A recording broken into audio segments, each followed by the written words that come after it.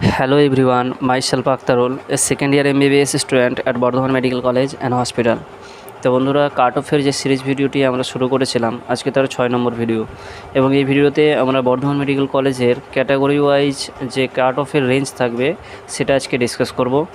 এবং last round পর্যন্ত যে রেঞ্জে থাকলে তোমার র্যাঙ্ক তুমি সেফ বর্ধমান মেডিকেল কলেজের জন্য আজকে তো আমরা ডিসকাস করব। এবং আরও কিছু ডিসকাশন করব যে ক্যাটাগরি ওয়াইজ কত পর্যন্ত র্যাঙ্ক আপ ডাউন হতে পারে, যেহেতু ক্যাটাগরি ক্রাইটেরিয়া চেঞ্জ হয়েছে, সেটাও আমরা এই ভিডিওর মধ্যে ডিসকাস করব।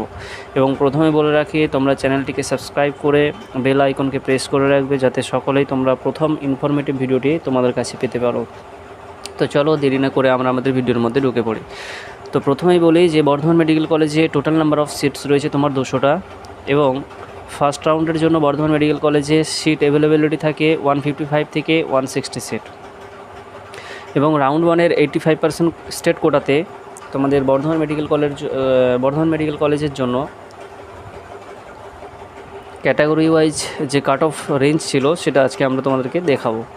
তো প্রথমে বলি যে ইউআর ক্যাটাগরি বা ওপেন ক্যাটাগরির জন্য ওপেনিং র্যাঙ্ক ছিল 7604 এবং ক্লোজিং র্যাঙ্ক ছিল 17021। ওবিসি এ ক্যাটাগরির জন্য তোমার ওপেনিং র্যাঙ্ক ছিল 17107 এবং ক্লোজিং র্যাঙ্ক ছিল 19310। ওবিসি বি এর জন্য যদি বলি তাহলে তোমার ওপেনিং র্যাঙ্ক ছিল 20118 এবং ক্লোজিং র্যাঙ্ক ছিল 24016। ইডাব্লিউএস এর জন্য যদি বলি, ওপেনিং র্যাঙ্ক ছিল 29982 এবং ক্লোজিং র্যাঙ্ক ছিল 37246। এসসি ক্যাটাগরির জন্য যদি বলি 68426 এবং ক্লোজিং র্যাঙ্ক ছিল তোমার 87444। এসটি ক্যাটাগরির জন্য ছিল তোমার 1,90,494 এবং ক্লোজিং র্যাঙ্ক ছিল 4,04,366। তো এটা ছিল তোমার রাউন্ড ওয়ানের জন্য ক্যাটাগরি ওয়াইজ কাট অফ। এবং তোমার যদি এই রেঞ্জের মধ্যে থাকে তুমি রাউন্ড ওয়ানেই সিলেক্ট হয়ে যেতে পারো, অথবা তোমার যদি এই রেঞ্জে থাকে তুমি আশা করতে পারো যে লাস্ট রাউন্ড পর্যন্ত তুমি একটা বর্ধমান মেডিকেল কলেজের জন্য সিকিউর রয়েছে। এবং রাউন্ড 2 এর জন্য তোমাদের 85%-এর যে স্টেট কোটা কাট অফ ছিল সেটা হচ্ছে তোমার ওবিসি এ ক্যাটাগরির জন্য 19,319 এবং ক্লোজিং র্যাঙ্ক ছিল তোমার 19,319। মানে তোমার এই রাউন্ড 2 এর জন্য সিট অ্যাভেলেবিলিটি ছিল একটাই মাত্র। ওবিসি বি এর জন্য 24,152 এবং তোমার ক্লোজিং র্যাঙ্ক ছিল 26,323। ইডাব্লিউএস এর জন্য যদি বলি, তোমার ওপেনিং র্যাঙ্ক ছিল 29,656 এবং ক্লোজিং র্যাঙ্কও ছিল 29,656। তোমরা হয়তো ভাববে যে ইডাব্লিউএস এ প্রথম ক্যাটাগরিতে ছিল 37,246, তাহলে দ্বিতীয় রাউন্ডের জন্য এরকম আবার হঠাৎ করে কমে গেল কেন? না, ইডাব্লিউএস এর ক্ষেত্রে প্রত্যেকবারে এরকম দেখা গিয়েছে যে প্রথম রাউন্ডে, প্রত্যেকবারে না, অ্যাকচুয়ালি 2023 এবং 2022-এ এই দুটো জায়গাতে দেখা গিয়েছে যে ইডাব্লিউএসের প্রথম রাউন্ডে যতটা কাট অফ থাকছে সেকেন্ড রাউন্ডে কিন্তু বেড়ে যাচ্ছে, কারণ ইডাব্লিউএস সার্টিফিকেটটা অনেকেই বানিয়ে নিচ্ছে। তো সেকেন্ড রাউন্ডের জন্য কিন্তু হিউজ কাট অফটা মোটামুটি তোমার বেড়ে যাচ্ছে। কাট অফ র্যাঙ্ক দেখে বুঝতে পারছো যে 37,000 থেকে প্রায় নেমে আসছে তোমার 29,000। তো এটা কোনো ভুল না, এবং তোমাদের পুরোপুরি যথাযথ ইনফরমেশন দিচ্ছি আমি যে 29,000-ই হয়েছে কিন্তু দ্বিতীয় রাউন্ডের জন্য।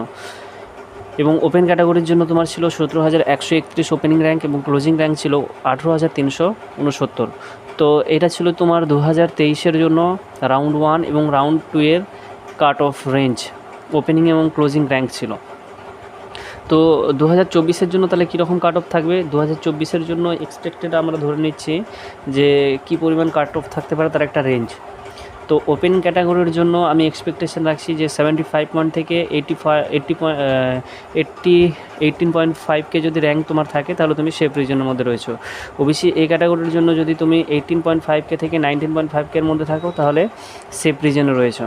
তোমার ওবিসি বি ক্যাটাগরির জন্য যদি তুমি বিলং করো তাহলে তোমার র্যাঙ্ক যদি 25.5কে থেকে 26.5কে থাকে তাহলে তুমি কিন্তু সেফ রিজনে রয়েছো।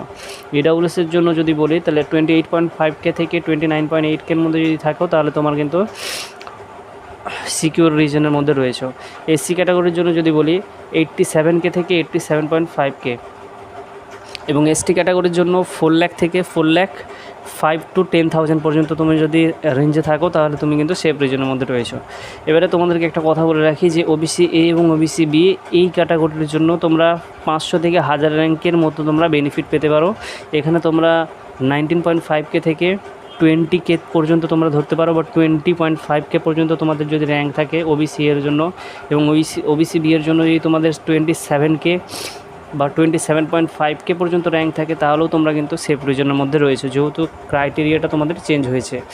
তো তোমাদেরকে বলে রাখি যে তোমাদের যদি এই রেঞ্জের মধ্যে কাট অফ থেকে থাকে, এই রেঞ্জের মধ্যে যদি র্যাঙ্ক থেকে থাকে, তাহলে লাস্ট রাউন্ড পর্যন্ত তোমরা বর্ধমান মেডিকেল কলেজ কিন্তু পেয়ে যাবে। তো এই ছিল আমাদের আজকের ভিডিও, ক্যাটাগরি ওয়াইজ কাট অফের রেঞ্জ।